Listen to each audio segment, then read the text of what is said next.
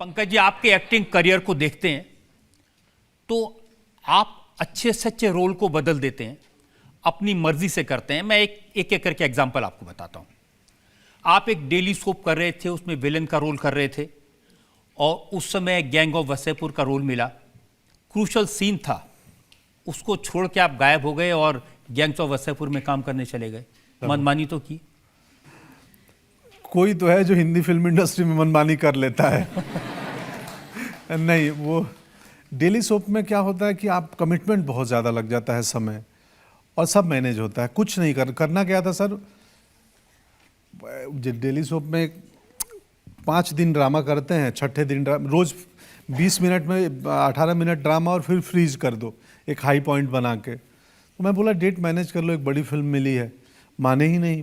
मैं बोला मैं छोड़ दो, मेरे को निकाल दो, मैं जा रहा हूँ फिल्म करने गैंग्स ऑफ वसेपुर। तो उसने बोला कि अरे तुम विलेन हो, हीरोइन की शादी होने वाली, तुम नहीं रहोगे तो रोकेगा कौन? मैं बोला मैं हीरोइन की शादी रोकने के लिए रहूं, मैं अपना कैरियर ना देखूं उधर।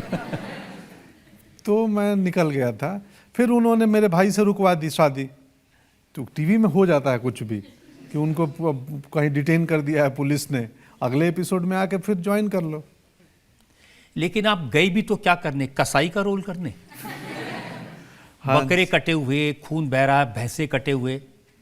हाँ, ये मुझे जाने के बाद पता चला था कि इतना हिंसक है।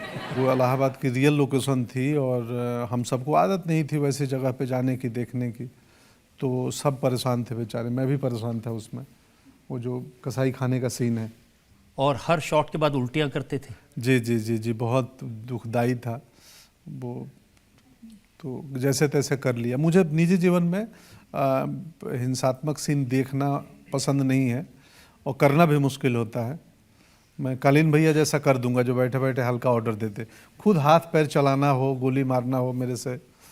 उस रोल से आपको काफी लोकप्रियता तो मिली, लेकिन रोल भी क्या था, गालियां और गोलियां। पैसे नहीं मिले सर। नहीं, लोकप्रिय मेरे में गालियां गोलियां नहीं थी, फिल्म में थी। आप सुल्तान कुरैशी का किरदार देखेंगे ना, तो वो 2 जगह गोली चलाता है और गाली बहुत मिनिमम, सबसे कम तो उसी ने दी है। मेरे किसी भी किरदारों को देखिएगा ना, तो मैं बहुत, उस समय भी, अब तो बिल्कुल नहीं करता हूँ, बहुत सोच समझ के शब्दों का इस्तेमाल करता हूँ। बहुत सोच समझ के गाली देते हैं मतलब?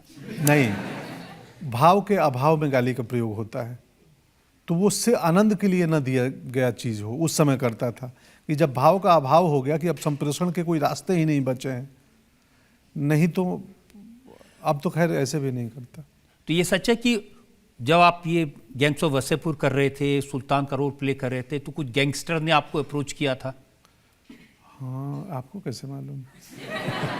अच्छा, हाँ, आपका काफ़ी मतलब उस समय बहुत सारे साउथ के, नॉर्थ के, इंडिया के इधर उधर के गैंगस्टर मुझे आइडियल मानने लगे थे। हाँ, उन्हें लगता था जो बच्चन सुल्तान जो बोलता है वही करता है पूरी फिल्म में, और कैरेक्टर का कहीं गड़बड़ नहीं है, वो चरित्र का सबसे सही व्यक्ति है। तो वो काफ़ी पसंद करने लगे थे लोग। कई राइटर आते थे कहानी सुनाने, तो डरते थे कि पता नहीं इधर से चाकू ना निकाल दे। और न्यूटन में बिल्कुल अलग तरह का रोल था जिसके लिए आपको अवार्ड भी मिला, लेकिन उसमें भी मैंने सुना आपने अपनी मनमर्जी चलाई, पूरा क्लाइमैक्स बदल दिया। न्यूटन में बहुत स्ट्रिक्ट, वो सिनिकल अल्कोहलिक कैरेक्टर था जो न्यूटन से उसको बहुत खुन्नस है। मैं जब पढ़ा और समझा तो मैं बोला सुबह मिला हूँ आज 5 बजे इस व्यक्ति से, चुनाव कराने आया है, और आज शाम 5 बजे के बाद शायद जीवन में मैं कभी नहीं मिलूँगा। हम कलीग नहीं हैं, हम सेम डिपार्टमेंट के नहीं हैं, चुनाव में अलग अलग लोगों की ड्यूटी लगती है। तो मुझे इससे प्रॉब्लम क्या है? प्रॉब्लम इतनी ही है कि यार तू चाहता है तेरे हिसाब से हो काम, मैं चाहता हूँ मेरे हिसाब से हो। तो मैं बोला फिर इसके लिए इतना मतलब एरोगेंट, और ये तो इसका मज़ा लेते हैं। या तो मैं गुस्सा करूँ या तो मैं इसका मज़ा लेने लगूँ, इसको खिलाऊँ दिन भर। तो डायरेक्टर को लगा ये खिलाने वाला आइडिया अच्छा है, तो न्यूटन को फंसाते रहता है वो, कभी कुछ सवाल पूछ देता है, कभी कहीं उलझा देता है। तो इसलिए क्लाइमैक्स में परिवार दिखा दिए, वरना पहले था कि मैं सम्मानित होता हूँ कि नक्सल इलाके में चुनाव कराए हैं। तो अमित मसूरकर ने और लेखक थे मयंक, उन लोगों ने बदल दिया। तो मज़ा बहुत लेते हैं आप जब रोल करते हैं? तो सर पेमेंट हमारे बैंक अकाउंट में जाता है, मज़ा से ही अपना जीवन चलता है। तो जो आप पूछ रहे थे ना पेमेंट और गाड़ियों की बात, मज़ा से असली कमाई है दोस्त। मज़े में ट्रेवल करो, उसकी कोई कीमत नहीं है और वो बेशकीमती है। सबसे महंगी चीज़ है मज़ा। अब जैसे न्यूटन के लिए आपने ट्रेवल किया और जंगल में रहे, हाँ, और वहाँ इतना डर था कि जो सीआरपीएफ की यूनिफॉर्म में वो भी नहीं पहन सकते थे। एक दिन तो हम लोग जाने लगे तो अचानक प्रोडक्शन वाले आए और हम सुबह 5 बजे जाते थे तो हम होटल से यूनिफॉर्म पहन के जाते थे। तो हमें बोल रहे यूनिफॉर्म पहन के मत जाओ। क्यों? बोला नहीं नहीं, क्या पता कि कहीं किसी को लगे रियल तुम लोग हो, तो वहाँ जाके चेंज करो। तो हमने अपर शर्ट उतार दिया, गाड़ी में बैठे थे, सिर्फ बनियान दिख रहा है वाइट रंग का। मैं एक दिन ऐसा हुआ था। ऐसी सिचुएशन में कभी डर लगा है? नहीं नहीं, डर नहीं लगा है,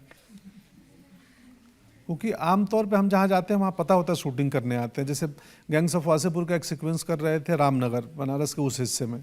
रामनगर पैलेस के सामने मार्केट है, बाजार में। अनुराग कश्यप की एक आदत है कि बहुत ही गुरिल्ला शूट करते हैं, कि रियल मार्केट में कैमरा छुपा देंगे कहीं विंडो पे, कहीं कार में, और एक्टर को हमें भेज देंगे। जैसे दीना चाट भंडार है वहाँ गोदौलिया चौराहे पे, वहाँ मैं और जेपी सिंह का जो किरदार है, हम लोग चाट खा रहे हैं काशी चाट भंडार में या दीना चाट भंडार में, और बात कर रहे हैं, सीन कर रहे हैं। जो हमें चाट खिला रहे हैं व्यक्ति, जो हमारे पास में आम ग्राहक खा रहे हैं, उन तक को पता नहीं ये शूटिंग हो रही है, कैमरा छुपा के लगाए हैं। तो रामनगर में सीक्वेंस था, वो जिशान के कैरेक्टर को मुझे चेज करके गोली मारनी थी बाइक पे। हमें बंदूक आती है नकली शूटिंग वाली, लेकिन उसका साउंड करेक्ट होता है और धुआं गोली निकलती है। तो अनुराग बोला कि सर मार्केट चल रहा है, 10 बजे सुबह सब्जी बाज़ार लगी है, बैंक खुला है और लोग आ जा रहे हैं, ये दोनों बाइक लगाओ और हम मारुति वैन में कैमरा छुपा देंगे और मारुति वैन का पीछे का खाली खुला रहेगा, और आप बीच उस पॉइंट पे जाके गोली फायरिंग चालू कर देना। तो मैं बोला हाँ ठीक है कर लेंगे, हमने सब देख लिया। फिर मेरी नज़र गई बैंक पे। बैंक के बाहर 2 पुलिस वाले बैठे थे गन लेके। तो मैंने बोला सुनिए, अगर ये करना है तो सबसे पहले उन्हें जाके बोलिए कि अभी जो गोली चलेगी वो शूटिंग है, नहीं तो वो कहीं काउंटर चला देंगे तो गड़बड़ हो जाएगा। तो उनको जाके बताया गया कि अभी कोई गैंगवार नहीं होगा, एक शूटिंग होगी। तो हम लोग अमूमन जहाँ जाते हैं तो ये ध्यान देते हैं कि बता दें शूटिंग है, तो फिर असुविधा नहीं होती है। आपको डर नहीं लगता, लेकिन स्त्री में आपने लोगों को बहुत डराया। हाँ, वो तो उसके लिए पैसे मिल रहे थे ना डराने के। अभी स्त्री 2 में डराएंगे, वो करके आया हूँ। और जो स्त्री 1 में मैंने सुना कि आप शॉट लेते लेते बैठ जाते थे तो किसी को पता भी नहीं चलता था और कैमरामैन परेशान होता था। मैं वैसा एक्टर हूँ कि मैं बहुत प्लान करके नहीं जाता हूँ कि ऐसा ही करूँगा। तो मैं संवाद में भी, पॉजेज में भी स्पॉन्टेनिटी ले लेता हूँ। आंगिक अभिनय में, उठने बैठने में भी मैं अचानक कभी कभार कुछ कर देता हूँ ऐसी हरकत। तो मेरे जो परिचित डीओपी हमेशा वाइडर लगाते हैं पहले, कि थोड़ा वाइड रखो, ये कभी भी हिल सकता है। स्ट्रिक्ट नहीं करता मैं अभिनय में अपने आप को। और आप बताते हैं कि मुझे कंबल का कॉस्ट्यूम बनवा दो। अरे बड़ी अच्छी रिसर्च है सर। हाँ, स्त्री 1 में ना मैं बोला था उनको कि एक कंबल का लॉन्ग कोट बना दो, कि ये छोटे शहर में चंदेरी में फंसे हैं लेकिन खुद को यूरोपियन समझते हैं, वेस्टर्न। तो कपड़े तो मिलते नहीं है वैसे उनके प्रिंट चेक्स, तो कंबल को काट के लॉन्ग कोट बना लेते हैं। तो उस आइडिया से अमर ने वो कपड़ा बनाया था। स्त्री 1 में जो मैं लॉन्ग कोट पहनता हूँ ना, तो वो कॉस्ट्यूम डिजाइनर का नहीं, मेरा आइडिया था। क्योंकि रुद्रा भैया अपने किताबों में रहते हैं, सोच रहे हैं कि मैं यूरोपियन आदमी हूँ, तो ऐसा कुछ बना के। ऐसे हैं मेरे गांव में, मतलब हम हर गांव में देखिएगा तो एक आदमी है जो रहता है गांव में, लेकिन दिमागी तौर पे वो कहीं और निवास करता है। और लूडो में जो आपने लेदर जैकेट बनाया, ब्लैक और सफ़ेद जूते, वो अनुराग बसु, मैं नहीं बनाया, वो अनुराग दा का किया हुआ है। उन्होंने इसलिए किया, बोला यार गैंगस्टर का रोल है, तुम बहुत गैंगस्टर कर लिए हो, तो क्या करूं कि कुछ लुक वाइज ही अलग हो जाए। तो वो पीला चश्मा, लेदर जैकेट, जूते, लुंगी, फिर वो एक गन यहाँ रखता है, निकालता है, तो ये सब ऐड हुआ। लेकिन लूडो में जो कैरेक्टर था गैंगस्टर, लेकिन बड़ा प्यारा आपने उसको बना दिया। तो ये आपका कारनामा था? मैं हर निगेटिव किरदार को उसके परिवार के पॉइंट ऑफ व्यू से पहले देखता हूँ कि क्या वो अपने परिवार के लिए भी विलेन होगा। फिर मुझे दिखता है नहीं, अपने गब्बर सिंह की बेटी के लिए गब्बर सिंह तो हीरो होगा कि पापा कहाँ गए हैं, बोला काम करने गए हैं शाम को कमा के आएंगे तो रोटी बनेगी। तो जब मैं विलेन को उसके परिवार के पॉइंट ऑफ व्यू से देखता हूँ और मुझे वो अच्छे लोग दिखने लगते हैं। आप भी लोगों को अच्छे लगते हैं। अरे ये प्रेम है। जनता से जो सवाल पूछना चाहते हैं। सर, आपकी बहुत सारी फिल्में आई हैं और किसी भी फिल्म से आप अपना एक फेवरेट डायलॉग सुना दीजिए। आप जिस शहर में नौकर बन के आए हैं, हम मालिक हैं उस शहर के।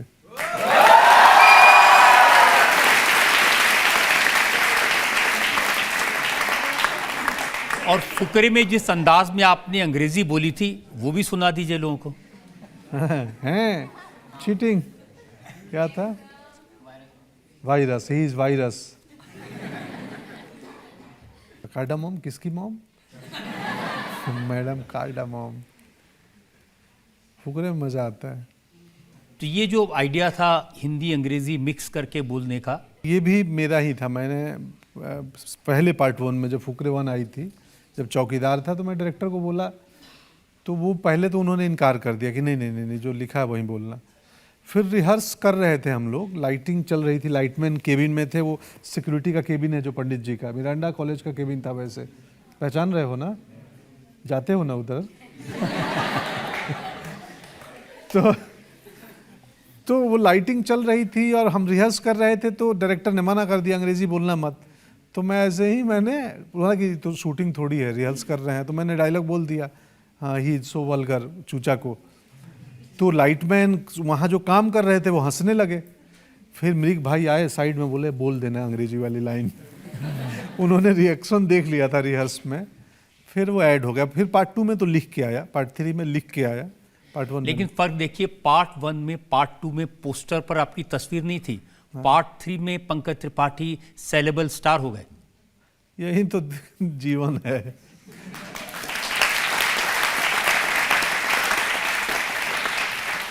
शायद इसीलिए एक के बाद एक सीक्वल आपको करने को मिले। मेरी 5-6 चल रही हैं, स्त्री, Mirzapur, criminal justice, Fukrey, oh my God 2, वो तो खैर 2 था, और भूल रहा हूँ कोई एक में, स्त्री, हाँ वो भी भूल रहा था। एक सुपर 30 फिल्म थी, हाँ जी जी, जिसमें नेता का रोल था, वो भी आपने अपनी मर्जी से पूरा बदल दिया था। नहीं, उसमें मैं विकास बहल डायरेक्टर थे, तो वो सीन है, तो आप लोगों को याद होगा कि जब आते हैं पैसे लेने के लिए ऋतिक, उनका ऑक्सफोर्ड में एडमिशन हो गया है और ये कुछ और बातें किए जा रहे हैं। जा रहे हो, कहाँ जा रहे हो? ऑक्सफोर्ड। वो वाह, जाओ जाओ, लंदन जाओ, पेरिस जाओ, जापान जाओ, वियतनाम जाओ, चीन जाओ, बीजिंग जाओ, दुबई जाओ, बहरीन जाओ। क्या बात है, तो कविता जैसा हो गया। ये सब लिखा हुआ नहीं था। तो मैं उस बिहार के एक नेता का किरदार था, तो मैंने अपने गांव आसपास के नेताओं को देखा था बहुत अल बल बोलते हुए। अल बल बोलना समझ रहे हो आप लोग? क्या बोल रहे हैं कुछ भी पता नहीं, अपने ही। तो मैंने बोला विकास जी, इसमें ना मैं कुछ ऐसे ही बोलूँगा रैंडम, जो कि इनको भी नहीं मालूम। तो उस तरीके से वो रोल डेवलप हुआ। 3 सीन थे लेकिन बहुत अच्छे थे। थोड़ा अल बल बोल के बताइए क्या थे। अल बल यही था कि दुबई जाओ, बहरीन जाओ, क्या बात है, तो कविता जैसा हो गया। वो बोल रहे हैं कि अरे सर आपने हमें बुलाया था। हाँ हम बुलाए, हमारे उस किसको बुलाते हैं जो देश के लिए बात करेगा। बोला आपने सर मुझे बुलाया था, लेकिन मुझे जाना है, तो पैसे की जरूरत है। जाओ जाओ, जहाँ जाना है। पैसे और प्रेम के चक्कर में मत पड़ना। हमने अच्छों को बर्बाद होते हुए देखा है। भगत सिंह पढ़े थे जी पैसा के चक्कर में। क्यों जी? तो ये बोल देता नहीं, देखो नहीं पढ़े थे। जाओ जाओ बोलता है सर आप पैसा, नहीं गो अहेड। तो पैसा ना दे के सारा प्रवचन दे देते हैं। मिर्जापुर में कालीन भैया का रोल आपका बहुत लोगों ने पसंद किया। मिर्जापुर में भी आपने अपने रोल में, किरदार में बदलाव किए थे। मिर्जापुर में विलन लिखा गया था और विलन की एक ट्रेडिशनल सोच है कि वो चिल्लाएगा, वो आंखें बड़ी बड़ी करेगा, वो डराना चाहेगा। तो मैं मिर्जापुर में डराता नहीं, मतलब ये सब नहीं करता हूँ जो एक टिपिकल विलेन करते हैं। मैं इत्मीनान से बैठ के बातें करता हूँ। सॉफ्ट स्पोकन है कालीन भैया।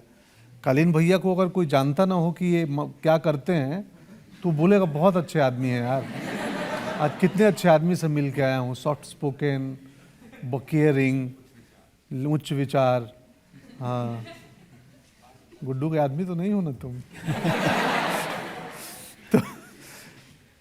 तो वो बन गया, और गुरु थे डायरेक्टर का अपने अंशुमन, तो उन्होंने छूट दी कि करो।